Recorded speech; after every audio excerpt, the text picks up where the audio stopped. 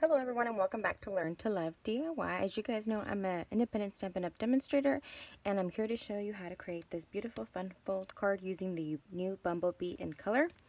And I'll also be using one of our new stamp sets. It's a cling stamp set. It's called Forever Fern. And I'm going to be creating this using my Mango Melody since I have not yet gotten a chance to order the new stamp sets for the new in colors. However, I will in the incoming days. So let's go ahead and get started. You're going to need a base of Bumblebee, which is the 2020-2022 in color, or one of them anyway. And this one is cut at 11 by 4 1/4, scored at 5 1/2. And you'll need a piece of Whisper White that measures 5 1/4 by 4 inches. And you'll need several other pieces to mat. I'm going to go ahead and show you, let's see, the DSP pieces that you'll need. This is the largest. This one measures 1 7/8 by 4 1/8.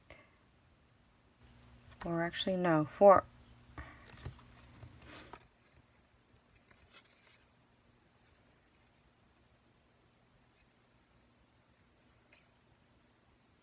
Yes, this is the largest. This is a piece that'll go across this way. And this does measure 1 7/8 by 4 1/8.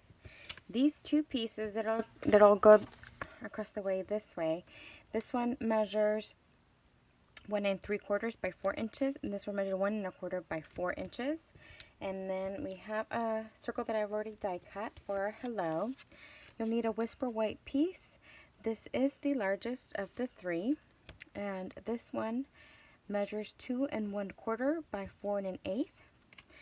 This one is the next size down. This one measures 4 1/8 by 1 7/8. And finally 4 1/8 by 1 3/8. Okay, and what we're going to be doing is cutting up our base card to create the opening, and so that we're able to use the rest of that piece for the connecting little flap that we're going to be creating.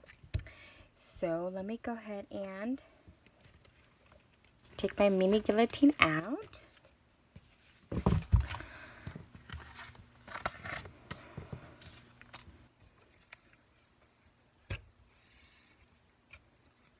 And what you're going to be doing is cutting from the top down at 2 inches. And then this piece here that we're leaving off is actually 1 1/2. Okay, so let's go ahead and do that. We're going to open up our card. Okay, and we're going to cut. So measuring at the 2 inch mark, we're going to go ahead and cut. So you'll have this little flap here. And then this little piece here, we're going to cut at 1 1/2. Let's see.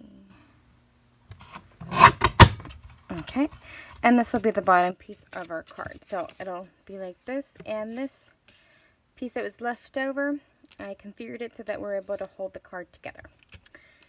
Okay, so let me put that aside, and we can go ahead and stamp and then start matting. And I will fast forward some of these parts so it's shorter for you. I will go ahead and link my online Stampin' Up! Store for you so that you're able to purchase any of the materials that I'm showing you today, as well as my email in case you have any questions, or if you don't already have a demonstrator, you can send me an address and I'd be happy to send you a new catalog. And feel free to comment in the comments section below. Again, I am using the hello as well as the little dots that come with it. And I'm going to actually grab a scratch piece of paper. And we're going to do our hello first. The center. And then I'm going to go ahead and take these cute little dots and spread them around the hello. Alright, so we have that. And then on the inside, I'm not quite sure if I showed you, I just did a cute little flower in the Mango Melody, and I went ahead and put some Wink Stella to give a little bit of extra interest to the card, since I didn't want to do any rhinestones to make holes in their card. In case you're shipping this, you have to be careful with the designs that you choose, or when you're shipping it, you have to be careful that the way that you went ahead and ship it. So let's see. Okay, that is all the stamping we do, just the hello, little dots, as well as the beautiful flower. We're going to go ahead and set these aside for a few minutes. And then we are going to go ahead and start building our card. We're going to mat all of our pieces. And for the flap that goes across this way, I did it a tad bit different. So I wanted to go ahead and make sure that we used all the pieces from our card without having any waste. So I did a little bit of the opposite when it comes to rearranging the mattings. I did the white on the bottom of the Bumblebee, and then I did the DSP on the top. Something like this. And for the card, it's a little bit different. It's the Bumblebee, then the Whisper White, and then the DSP. So since we use the circles pattern, I'm going to go ahead and switch it up and do this pattern here.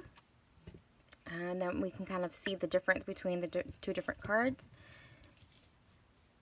Okay, I think this one is this one, and this one goes here. Okay. So, and like I said, I will go ahead and fast forward most of this part so that you don't have to see me gluing all the pieces together. Although you will, but just in fast mode.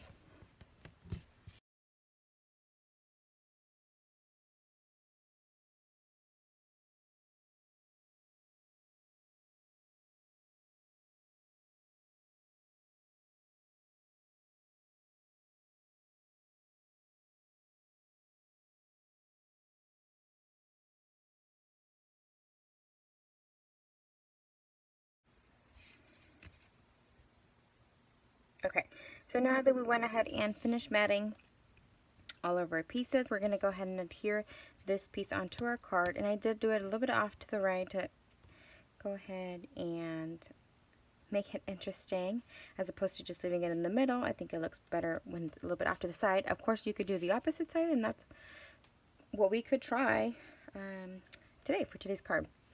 So let's go ahead and do that. Just making sure we do a little bit off of both ends.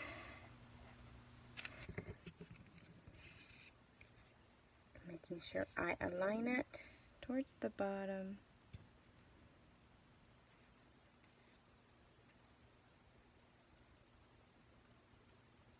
Leaving about the same amount of space.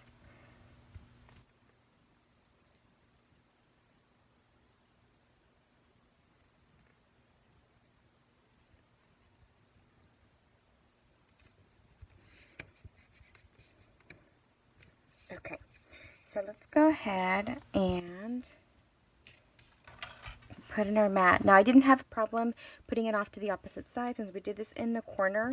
It's not going to be seen because the bottom flap will be covering it. So if you did have something or a message that you wrote inside, just make sure that the flap that you're creating for your card is sealed or concealed by the flap. So per se, I could put a message here and it would be concealed so you wouldn't see it until you open it, or you can technically leave room for you to write on this particular side and it won't be seen until you open the card. So I'm going to go ahead and take my clear Wink Stella, and I'm just going to go ahead and fill in the pretty little flower here. And I did a little bit of Wink Stella on the hello. I just kind of outlined it to give it a little bit of sparkle on the outside. Now this step is completely optional, so you don't have to do it if you don't like to, or if you don't have the Wink Stella, you can go ahead and skip this step. But if you don't have Wink Stella and you would like some, go to my online store and you will find it. If you have any questions on how to order any of the materials, please let me know. I'd be more than happy to walk you through ordering.